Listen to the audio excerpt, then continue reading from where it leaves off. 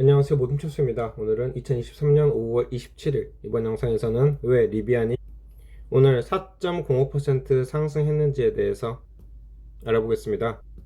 자, 모틀리 풀기사, 리비안이 왜 오늘 상승했나?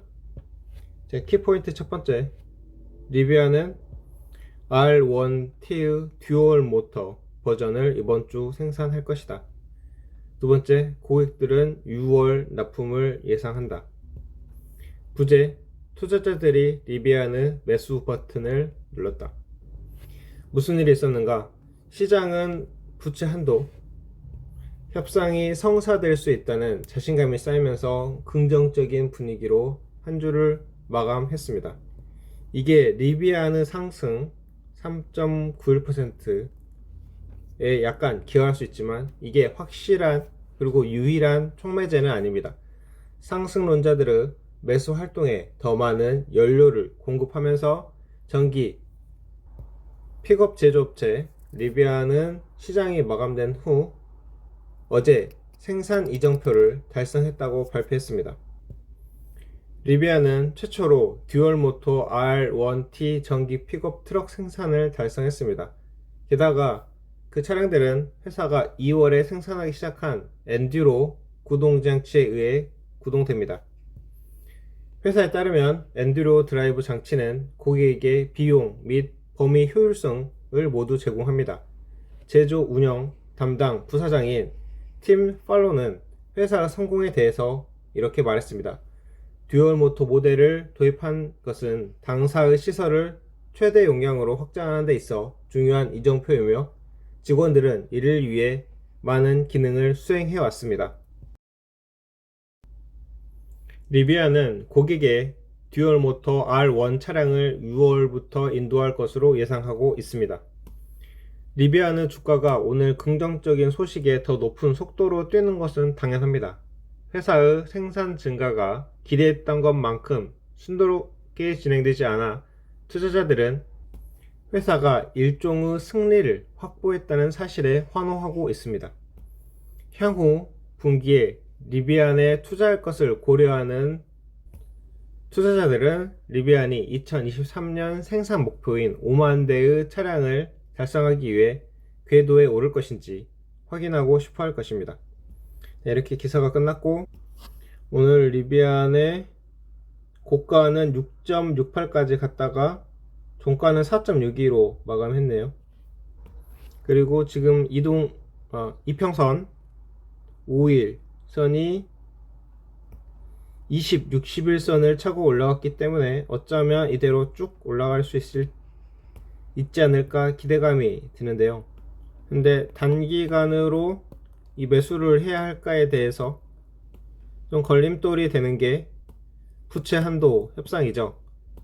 그런데 이 기사에서도 나왔듯이 오늘 부채 한도에 대한 타결 기대감이 커지면서 오늘 주가가 많이 올랐어요.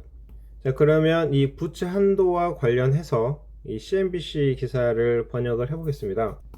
도대체 부채 한도에 관련해서 무슨 일이 있었는가? 자, 재무부는 이제 6월 5일 부채 한도 협상을 위한 시간을 벌면서 돈이 바닥날 수 있다고 말했습니다.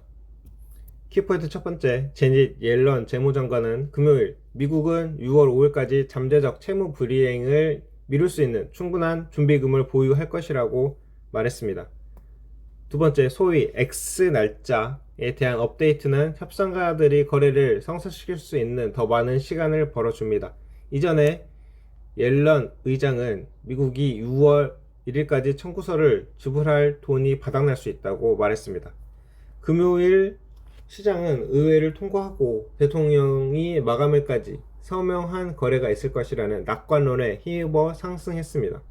본문까지 읽어보겠습니다. 제닛 옐런 재무장관은 금요일 6월 5일까지 잠재적 채무 불이행을 미룰 수 있는 충분한 준비금을 보유할 것이라고 했습니다. 옐런 의장은 케빈 메카시 하원 의장에 보낸 서한에서 의회가 6월 5일까지 부채 한도를 인상하거나 중단하지 않으면 재무부가 정부 의무를 이행할 자원이 부족할 것이라고 추정한다고 썼습니다. 금요일 새로운 날짜는 백악관과 의회 공화당원들 사이의 협상에 필요한 숨통을 터줬는데 금요일에 2년간 부채 한도를 높이기 위한 탈반에 가까워지는 것처럼 보였습니다. 소위 X 날짜가 마지막으로 업데이트된 것은 5월 1일이었는데 옐런은 의회 미국이 6월 초 그리고 잠재적으로 6월 1일까지 의무를 이행할 수 있는 충분한 현금이 있다고 말했습니다. 금요일 서한은 옐런 의장이 지난 1월 의회에 정기적인 업데이트를 보내기 시작한 이후 처음으로 빠르면 빠를수록 좋다와 같은 문구로 날짜를 경고하지는 않았습니다. 대신 옐런은 재무부가 6월 첫 이틀 동안 1,300억 달러 이상의 예정된 지급을 할 것이며 이에 따라 재무부는 매우 낮은 수준의 지원을 갖게 될 것이라고 설명했습니다. 옐런은 6월 5일 한 주 동안 재무부는 920억 달러로 추정되는 지급과 이전을 할 예정이며 우리의 예상 지원은 이러한 의무를 모두 충족시키기에 불충분할 것이라고 덧붙였습니다. 금요일 시장은 하원과 상원을 통과하고 대통령이 6월 1일까지 서명한 거래가 있을 것이라는 낙관론에 힘입어 상승했습니다. 미국 신용 등급에 대한 전 세계의 우려가 커지는 가운데 새로운 날짜가 다가왔습니다. 수요일 피치는 미국의 트리플 A 상태를 레이팅 워치 네거티브로 두었다고 발표했습니다. 금요일 미국에 대한 국제통화기금의 예비 연례 평가에서 관계자들은 연방 부채 한도에 대한 브링크맨십은 미국과 세계 경제 모두에 더 크고 완전히 피할 수 있는 체계적 위험을 만들 수 있다고 썼습니다. 미국이 기술적으로 디폴트를 한다면 단 며칠이라도 금리를 올리고 미국 달러에 대한 신뢰를 떨어뜨릴 수 있습니다. 경제학자들은 미국의 적대국들, 특히 러시아와 중국이 미국 달러에 대한 신뢰의 침식이 그들의 이익을 위해 축적될 것이라는 것을 보면서 현재 부채 한도 교착 상태를 기쁜 마음으로 지켜보고 있다고 지적했습니다. 자, 여기 관련해서 미국 공화당 여기서 대선 후보가 누가 있죠? 트럼프가 있는데 이 입김이 공화당에 크게 작용을 하는데 이 트럼프가 과연 바이든 행정부가 잘 되는 거를 잘 도와줄까? 여기 마지막에서 이야기했던 미국이 적대국으로 두고 있는 러시아와 중국 이 나라들이 디폴트 상황을 기쁘게 보고 있을 것이라고 해서 미국은 빨리 협상을 해야 된다. 그런 논리가 있는데 과연 트럼프가 있는 공화당이 바이든의 정책이 잘 돌아가는 것을 지지해 줄까가 저는 참 고민인데요. 트럼프랑 바이든이랑 어쩌면 이 선거에서 맞붙을 수도 있잖아요. 그렇게 되면 이 트럼프가 좀 뭔가를 가져가기 위해서는 이 바이든의 정책적 실패를 안겨줘야 돼요.